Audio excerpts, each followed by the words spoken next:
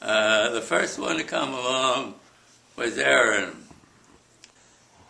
Yeah, well, my sister Carolyn, on the last time I saw her a few years ago, she reminded me that she hardly knew the names of my Ellen's kids, our grandkids, Aaron and Amy, because I always referred to them as Bonnie and Clyde. I went to San Francisco with Ellie and Johnny, and we were in this little restaurant near Fisherman's Wharf. Not a fancy restaurant, a sort of almost a storefront type of restaurant. Crowded, little tables and narrow aisles between them. And Ellen takes Aaron to the little boy's room at one point.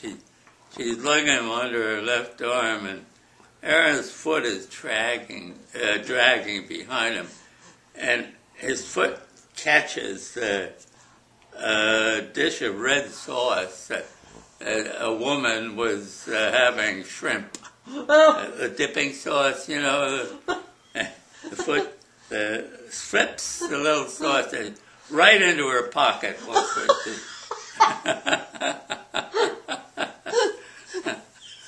Now, of course, this was nobody's fault. It's a kid. You know, I can't say it's typical of anything, but it was typical. With Ellen, things happened with her kids. They were just this poor woman. She's obviously a professional woman, and you know she was dressed for business, having lunch, quick lunch probably, and the look on her face. She didn't know what to do. She wanted to scream, I'm sure. Amy, again like Ellen, was a center stage type of little girl, and so the stories of Amy could go on forever. We still have a little bar of soap that bears her teeth mark. She used to eat soap. Johnny used to play softball with a bunch of guys that get together once a week or so at the park there, and their version of softball involved a lot of beer through the through the whole thing. There's small bleachers in the area, and on one occasion, and these things always have, Ellen, in telling them, would say, I only took my eyes off her for a few seconds. Well, in those few seconds, she accomplished amazing things, you know. On one occasion, well, she got 86. Amy got 86 from the ballpark because she had, in just the few seconds available, she'd wandered down from the little grandstand, and she'd found a can of open can of green paint. You know, typically stadium little stands are painted a kind of a greenish color. Yeah. And she'd painted the rear end of a police car down. I remember on one occasion, and by now Aaron and Amy are, I would guess, 9, 10, 11, 12. And we being me and my camera, and Amy and Aaron and John and Ellie, to Mather Air Force Base. That's a military Air Force Base north of Sacramento. Open house day, you know. Hot, humid day, very hot, because the seams between the huge cement block, the runway cement blocks were, the tar was soft, and Aaron was picking up gobs of this, and then swinging it in a circle. So, you know, it's like the way people make pizza where it spins around and gets bigger. Well, his gobs of tar were threatening it. He was mostly aiming at Amy, but, you know, as the radius increased, there was a whole bunch of innocents that were also involved. Now, at one point, there's this jet airplane coming out sort of from a hangar toward the main runway. They were running a few displays, you know, of the Air Force airplanes, and this jet, a fighter, a single pilot airplane, coming out, and there's a line of Air Force people stationed on each side of this, like every 20 feet, and the crowd is outside this area. So we're standing there on the south side of the runway, and the jet's coming out slowly, moving slowly. Aaron and Amy break through the. Well, there wasn't any literal barrier.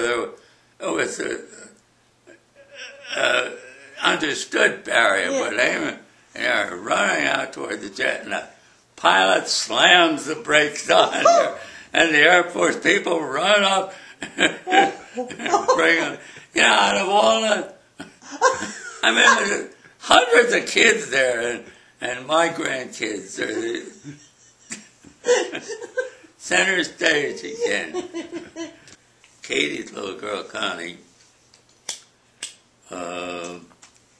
practically lived with Joan and I in Sacramento during the period when she was like 2, 3, 4 years old. And so we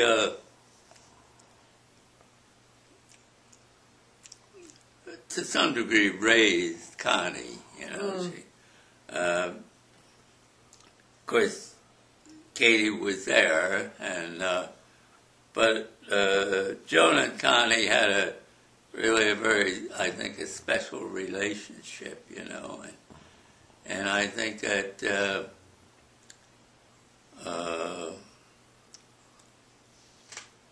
well, an important part of what Connie is today is because of Joan's attention to her, you know, at that time. Again, the days in Sacramento with Connie, it was very pleasant because she was a charming little girl. Yeah. One of the things I remember about Richie at that point, again, maybe 3, 4 years old, we bought him a big, they called it a big wheel, a little 3-wheel thing. I say all plastic, you know, and but you had to assemble it. It was Richie and I are assembling the thing together. Well, I know in the morning when I'd wake up, my typical habit, I smoked a pipe, and my typical habit was to make a cup of instant coffee and light the pipe and sit on the edge of the bed, try to get the blood flowing again. And Richie would sit beside me and he'd say, "Gotta do work today, gotta do work today." Yeah, Richie. I'm trying to instill the work ethic in the kids, so I can't say, "No, we don't have to." Yeah, we gotta do work today. But, you know, a little later, okay?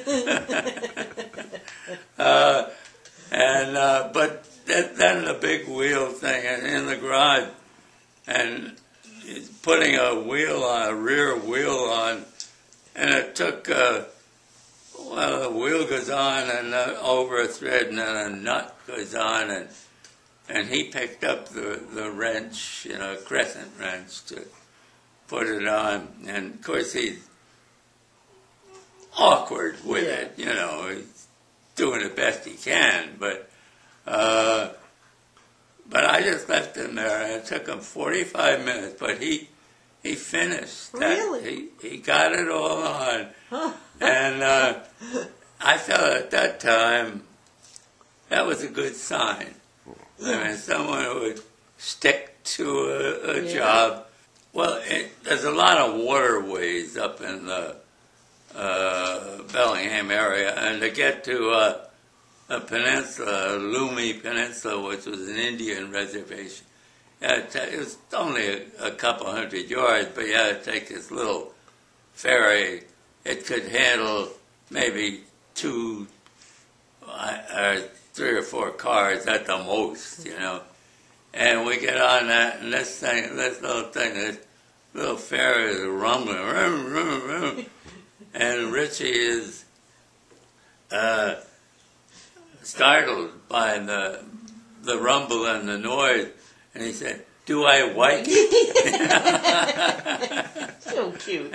Yeah, Richie, you wake it.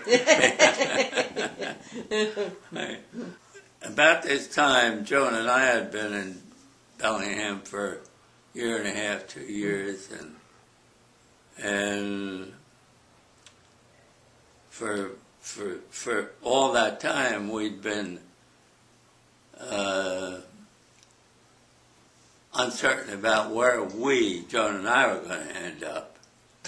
Always there'd been Joan's home, Wisconsin, in among the possibilities. But Joan had been reticent to leave the coast because that's where Ellie and John and Aaron and Amy were, and that's where Connie was with Richie. I mean, where Katie was with Richie and Connie. So, but it finally came to the point where at least for Joan, I think there was also a yearning for her own family, you know. Yeah. And for the kind of country that she'd been born and raised in. So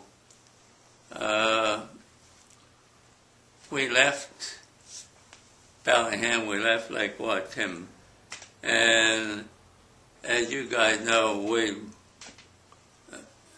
in our foray eastward, we finally ended up in Portland, Maine, and restored our acquaintance with you guys.